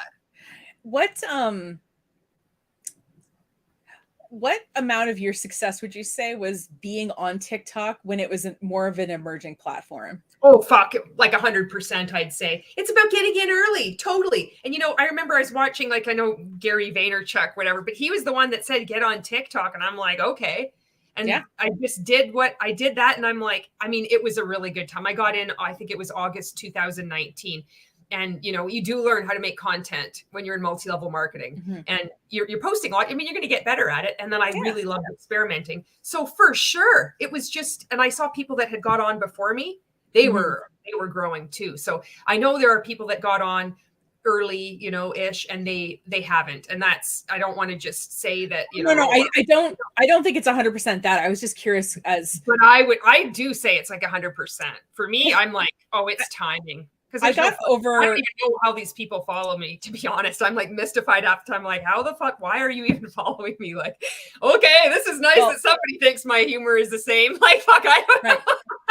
I mean, I got over 5,000 of my people from a singular one. Because I saw like it changed overnight and then it hasn't really grown since. So I know that there was one particular thing. And for me, I know this guy posted, it was like some boomer situation where he was like, you know, young people don't want to work because they're not inspired by leaders anymore. And I was like, and I remember I was like, I don't know, it was a Saturday night. I was cooking salmon in my kitchen and I was wearing like pajamas and I was supposed to call my boyfriend and I texted him and I was like, I'm going to be a little late. I got something I got to do. And I just like, yeah. So like you can, like, I'm literally wearing pajamas. The salmon is sizzling in the background and I'm like, listen. And but like, that's the only reason I have like even 8,000. It was just that one video. Everything else has been pretty whatever. So I can't, and I joined kind of late because I was a little bit nervous about, oh, is it spying on me from a foreign government? Like, I was having all these feelings about it, and it probably is, but like whatever. Google and Facebook and all that are spying on me too. Nothing's private anymore. Yeah, it's fine. But I mean, I don't love it, but here we are. But anyway, yeah, I was just curious because I was like, I wonder, like, I wouldn't say because your content is good, and like you wouldn't keep growing if the content wasn't good. Right. Yeah. For me, I post very sporadically, and I think I've like lost a little momentum. Like I don't think my followers are growing, but I think they're kind of stagnant. I've like kind of stagnated too, or whatever. I'll see it's like, 490 new followers, and I look at my fucking numbers the same. I'm like, how the fuck does that work? So I don't know. Like I kind of think if one day I just go in there and there's like 0, it's like, oh well. Like I really like, there's like a few people. There's actually quite a few people that I really enjoy. We hang out, and I'm going to be doing an interview with a GenX creator towards the end of the week here. Cool. And I met her on TikTok. She's the one that actually gave me the middle finger. Yeah. And she has a small business, and she's had to put anti-MLM in her fucking bio on Instagram to ward off being prospected all the time. It's so bad. But like, so I've really like been able to connect with a lot of other like Gen X, but also like all generations are fucking awesome. But I think because I got on early, and then because it was I had some skills. Yeah, absolutely. Where it's like, where if you haven't had any, then it's, it's not going to do as you're just not going to be able to get in. If another fucking platform opened up and it was like similar, I mean, and someone else got on it, you could definitely get a lot more. But there's been people that got on after me, and then they've had more followers than me. I have, and it's like the amount of likes, like it's so arbitrary. Once I've had like a number of videos that like they take off, and then plus, being in multi-level marketing and having all this weird bullshit go on, the numbers don't mean anything. It's just like, I have friends, like I've connected with you. We're doing this. I'm speaking out. Somebody else gets out. It's like, that's meaningful. And if I can use then, or have a platform where it's people actually give a shit, and it's like a community, that's important. And you can do that with fucking like 100 followers. It takes one fucking match. That's all it takes. You're just connecting with one person. You don't need to have hundreds of thousands of followers anyway. No, yeah. Actually, really quick question, just for people on my stream. I know you've been doing a ton of interviews and stuff lately. Do you have a place where you're kind of collecting those links? Is it the best place to look on YouTube under, like, are you linking them under the YouTube videos where you talk about them? Or maybe I should do that, eh?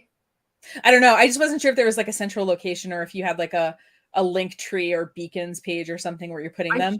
That. I put, I have it on there's a highlight on Instagram where I've put like my videos, but maybe I should, or a link to the interviews.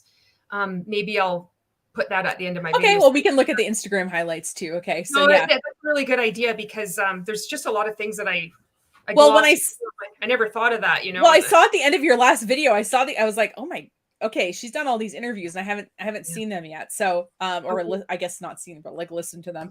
I was just wondering if there was a central place you were sort of collecting them. Okay. Yeah, I'm going to do that. I'll start putting it at the end in the description. There's a part of me too where I don't like to ask for people to thumb up the stream or fucking like it or follow me. I won't do it. Same way as I can't do the thumbnail. Like I was telling you, I'm like, I can be cringe on TikTok. I cannot fucking pose for a thumbnail on YouTube, and I don't care. I know people do it. I know. It looks fine. I can't fucking, there's like a voice. I did one.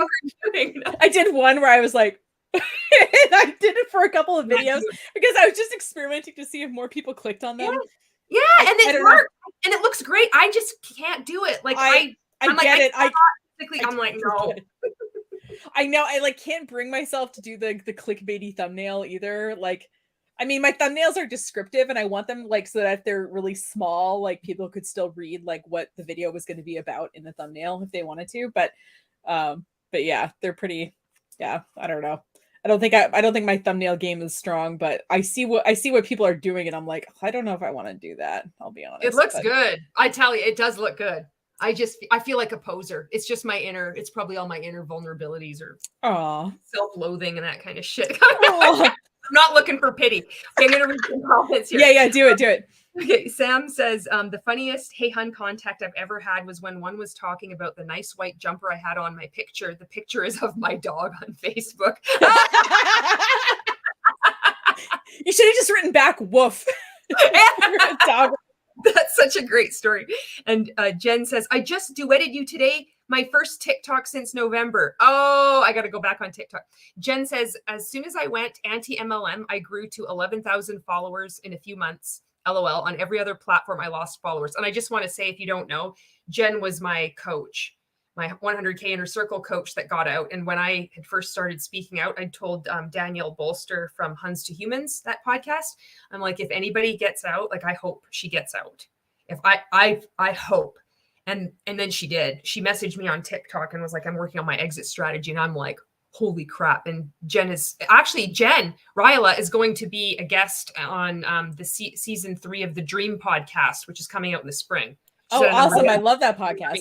Yeah. So everybody's fangirling over Jen right now. Loren says, don't be discouraged, Nicole. Your reaction videos give a lot of great insights. Yeah, please, if you're not subscribed to Nicole and you're liking this, consider following her. She makes great content. I came across her channel when she was reacting to Ray, and I was still like, I really like how respectful you are to him. And then finally, I get the balls. Finally, I'm like, you're a fucking asshole. But when I'm like, you're so good. Like, you speak. No, but like, I have the distance. I haven't interacted with this person at all. So. And like in my videos, because the thing is, like, my channel is like lightly MLM, but really it's like what I want to do is just be like, okay, like, let's talk about this person's marketing practices. Because what I'm hoping is that MLM people, and I do say sometimes that I'm anti this business structure, but like, you know, I'm not like, and I'm very clear that this is my personal thing. This is not like everybody in my company, or I'm not speaking for the whatever, but my personal stance is I'm anti, because, and I did make a video on my channel that, and I've never seen a video like this about why I don't like network marketing from like as a marketing person, like what limits are on me as somebody, like, let's say you wanted to hire me to help you grow your MLM. I have all of these limits on me and things like tools in my tool belt that I can't use because I can't use them on MLM stuff. And so I it's just a video where I talk about that. And so I try to keep it link afterwards, and I'll put it in the description. Oh yeah, sure. Yeah. But you know, and it's not what I guess what I'm saying is I feel like there's so many great creators who are covering the MLM stuff. In particular, I think people like you, Julie, who are like in it and can really like speak to like, this is my firsthand experience with it. This is like the content, you know, this is the content that I received and what I did with it. Like, I think that's really powerful. And like I said, I was just, I literally bought a starter kit, was mortified, and then immediately like closed it. That's literally what happened to me. I didn't sell it to anyone or anything, but at the same, but I don't have that firsthand experience. So I don't feel like I can talk about it with a lived experience. So that's why I'm like, I'm sticking to marketing. And that's, and what I'm hoping is that MLM people watch it and see how ridiculous these people sound. Well, I did. I watched it, and that's what got me.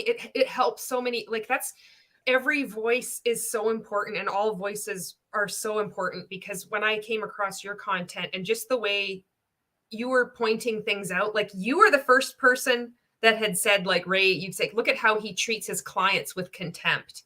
And I'm like, and mocking. You said those 2 words, and you said contempt for sure. I think you said mocking as well. And I was like, that's exactly it. I had never put it together. I didn't have the word. I mean, I know the words, but I didn't have the language to describe that behavior. And then I'm like, finally, and that was because of somebody like outside of it. It's so helpful.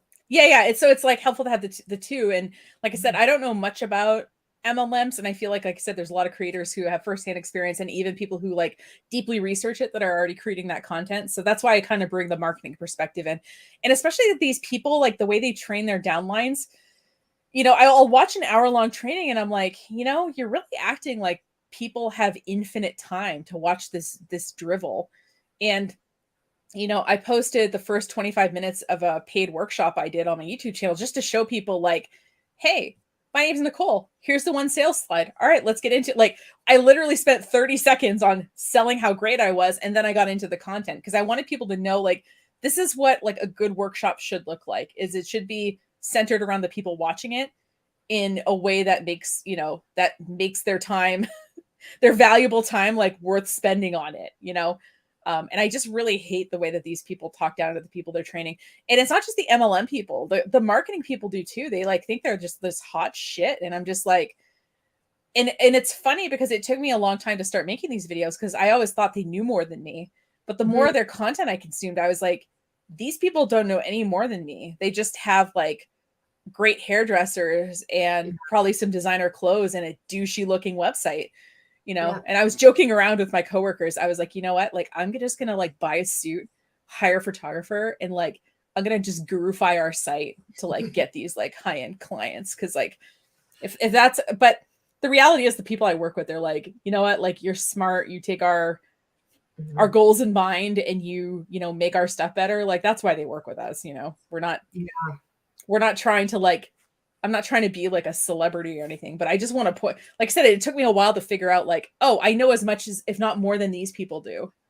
And the reality is, if you're a small business, if you're a small business owner creating content, and this is the last thing I'll say, you're actually doing more active marketing than any of these people are doing in a day-to-day basis. Realistically. You are doing more hands-on. Some of these people like did Facebook ads in 2009 and then just started selling courses. Like the reality is like, you know, you are experiencing marketing your business more than these people ever will. So that's huge. That's really huge. And because I think it's like, it's so easy to look at, it's like, oh, but this is like this crumb of truth. This seems like it's really good, but they just have a big audience. They sell all this stuff. They had success. It sounds good. Package it up, glitz it up. But it's like when you are doing already, you're already doing these things. And there's just like these small little things that you could get for free anywhere else. It's nothing.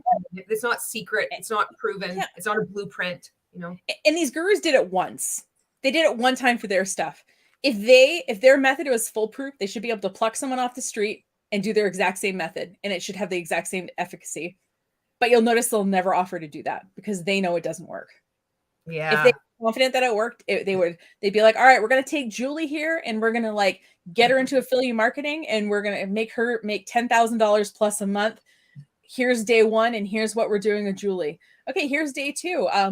We just did a training with Julie and she's making some videos. Here's day three. Like we would be able to show you the entire process. And even if we didn't want to give away our proprietary information, we'd be able to show Julie day 1, Julie day 30.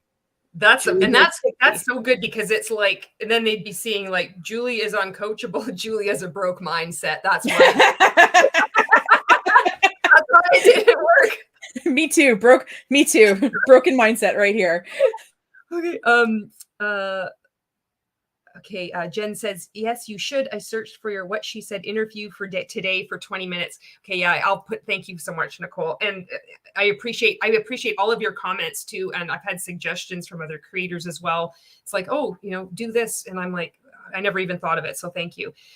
Janet says you should put it on a playlist under your YouTube playlist page. Lauren says the thumbnail game seems so hard. It does. Tanya Elizabeth is like, truck nuts. Jen says, I love the two of you together. This is great.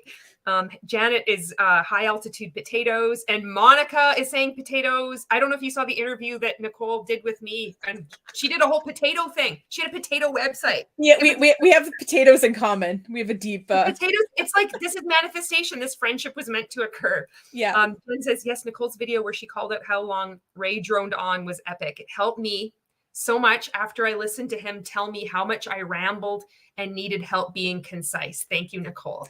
The finger that points has a shadow that points back. Oh, that's good. That's some Zen shit I heard somewhere. Oh, you put that in that Traveler, whatever that website is. What was it? Jumper? What the fuck was it called from Rachel Peterson? Oh, Jasper.ai. Yeah, like I said, have it. The Chat GPT is it's free and it's good enough for your purposes if you're watching this, if you want to try out AI. Okay, good. Monica says, one does not need to be an MLM to know how horrible they are. Nicole, your input is very valuable, especially from your marketer point of view. Lisa says, yes, that's what people need to see, real training. Janet's like, yeah, broke. Sam says they need actual online training, not the sit on this training Zoom and that's it. And Avery Joe says potatoes. Well, and what's funny is these, and I did a Christy Stone and Jason Stone reaction. I'm still trying to figure out how a bald guy can sell Monat. Okay. Yeah, her husband is totally bald, and somehow I think he's in her downline. But anyway, but they're doing a training on Instagram, and she's holding up her phone, and she's like, and then you click here, and then you click here, and I'm just like, okay, if this was an actual training, what you would really do is you would take a screenshot, or you would figure out how to share. You could go on Zoom from your phone, and you could share your Zoom screen.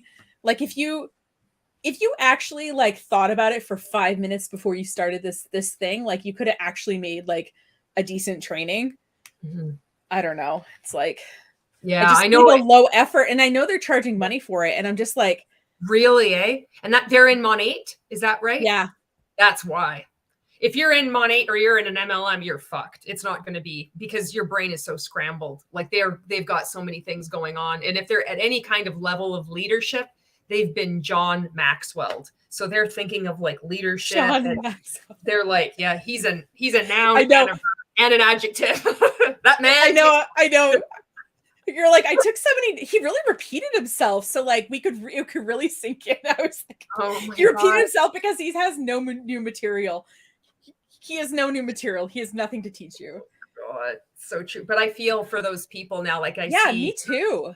They don't, unless they're complicit. Like if I'm using that word properly, I know how to spell it, but fuck I know the definition of edification, and I know the definition of the word posture. But if they're in Monat or in a multi-level marketing company and they're doing shit like that, they've probably been coached to be like, be real, be authentic. They just hold it up. It's going to make it so relatable that even if they were going to like put the time into the training, like you just you're not thinking clearly when you're in, when you get out, you see, it's like this, if this was a real business, first off, if it was a real business and you really were trying to help people, you would be thoughtful. It wouldn't be rushed. It would be like a Zoom presentation. Everybody would be, and it's, if they're paying for it, like that's appalling too. But and I feel like, so like, I don't know. Cause so the Ray Higdon trainings I reacted to, those were all publicly available, right? Those weren't part of any paid trainings. No. Okay. I got the private shit if you ever want any. I feel so. I got access. Well, one of my lines that I do for these reaction videos. Well, one of my lines is that I will do reactive videos that are publicly available because I don't want to get into copyright stuff. And also, I'd watch it and give a summary of what I learned. I'd be like, he spent 10 minutes talking about this, and I feel like I could go over my unfiltered or my raw notes or whatever we're calling them. Oh my God, the raw notes. Yeah. I could do something like that. Yeah. Yeah. That might be cool. Yeah. I mean, whatever angle that you take, whatever approach is so beneficial. Like the interview, Lauren said, I missed this interview. It's on Nicole's channel. Yeah. And I'll link. I'll send the link to you. If you send the link, I'll put it in the description. Yeah, totally. Yeah. Okay. All right. Do you Janet says, no way he's bald. Monica says, I see the candle. LOL, the candle is a must. Sam says, join an MLM, and Shazam, you're broke. And Janet says, Julie, I died when you kept hitting the lid, and then you said just fucked it all the way through. I'm so glad you caught that part, because I was hoping, there's always like some time when you like make a joke and you think, I hope like one person gets it, right? And it probably everybody got it, but totally. So I messed up. I didn't add in the No, it's fine. The other video was very much like I put notes. Video 1, stealing clients via comment section. So it sounds very similar to the one that we watched last. Okay, yeah. For some reason I messed it up. So no, it's totally fine. Like I said, I think we as usual, we always have stuff to talk about. And thank you for bringing all this oh yeah, no problem. It's like I said, it's nice once you start seeing this stuff, you're like, oh, okay, smoke and mirrors. And I because none of these people, except I'm going to do Rachel Peterson. I'm going to do a video on her, but most of these people are just like relatively smallish creators. But all of these videos had over 1,000 likes on them. To be really clear, all the videos we watched today had over 1,000 likes and like had some traction, which is crazy to me. But now you guys know what to look out for between Julie's experience in training and my experience in training, which stuff is BS, because like I said, either we're both stupid or like this stuff doesn't work. Yeah. And you know, they're not mutually exclusive, right? At least in my case anyway.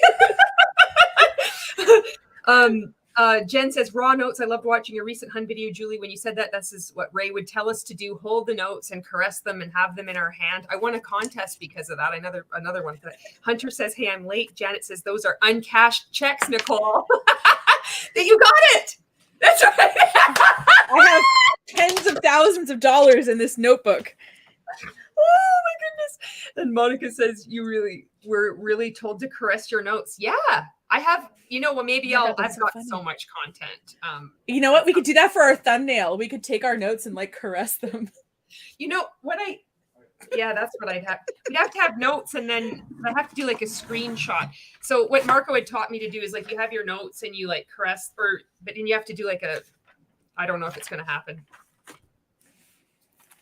It'll probably not. It's not going to happen. Oh, I'm going to probably regret that there's a screen grab of that exists on the internet now. But. Here, maybe I'll do a screen grab right now. That's okay. Okay, smile. Okay. Or whatever you want. Oh my God, this is awesome. Okay, I'll put this in afterwards here. Right. I'll save this. Lovely. All right. Do you have anything that you would like? No, that was all I had. Like I said, I just wanted to find a variety of videos for us to like look at so that we could look at this TikTok marketing BS and call it out like we want to. Cool. And I want to just say again, any creator that was in here, if you really believe in what you're doing, I get it. I was like that too. I was sucked in. There's one thing of you don't know that you're being scammed. You really believe in what you're doing. And there's a difference when you cross that line and you know exactly what you're doing. So just to the point that this is about empowering people to start critically thinking, even in outside of multi-level marketing, but just a domain name, just a simple renewing of your domain name. People are like trying to sneak in and take your money. So it's like about critical thinking and knowing what red flags to watch for. And thank you so much, Nicole, for being here and suggesting and doing all this. Yeah. And reach out for help if you need it. The tech people in your life don't want you to fall for this crap either. So whether it's me or somebody else, if you're not sure about something, ask. We don't mind helping. And I'm sure there's lots of great resources right here in this chat too of people who can also help. So not that I'm offering their help. I'm just saying that just based on the group of people we have assembled today, which is a relatively small part of the population, there was multiple people who know about this stuff. So don't be afraid to ask your tech friends or your marketing friends. If somebody tells you something that you should do something marketing wise and it doesn't feel right to you, ask your marketing friends. We'll tell you. Yeah. Oh, thank you. Yeah. Yeah, and my people subscribe to Julie too. She's great and one of my favorite anti-MLM and creators in general. Nicole, you really helped me when we did that interview, just of helping me speak about the things that I had learned, and it was just really nice opening up, just talking about my experiences in a different way. You're fucking smart, and you are too, lady. And this is an example of that, like just this different approach. And we have different experiences. Yeah. But yeah, we can collaborate and it's a really cool conversation and it's helping a lot of people. Yeah. So thank you. Yeah, no, thanks everybody. And I don't know if you want to read the last comments before we go. How about you're the guest, you get to yeah. Okay. This is hilarious. I had a good time. Awesome. I see some laughing. Oh, I hope everyone licked the stream. I feel like I'm missing something there. Instead of liking it, I think that's what I've gathered. Okay. Maybe it's nice. Like, when you misspell it. That's what I think. Cool. That's awesome. I thought this was an inside joke and I had missed some of your content about this. I miss a lot of shit. There's sometimes I'm like, I'll just not. If I don't, I'm like, I don't know. Yeah, Jen says, I'm intimidated by YouTube, but you've both been awesome making content. You know what? I know making videos is really intimidating at first, but like once you just get into the practice of doing it, really like it's really fun. I mean, I love making videos. I think it's great. You guys are great together. Aw, two of my favorite creators together again. Oh, everyone's so great. Your community's great. My community's great. And Julie, thanks so much. Thank you, Nicole. All right. See you guys next video. See you next video. Okay. See y'all. Bye.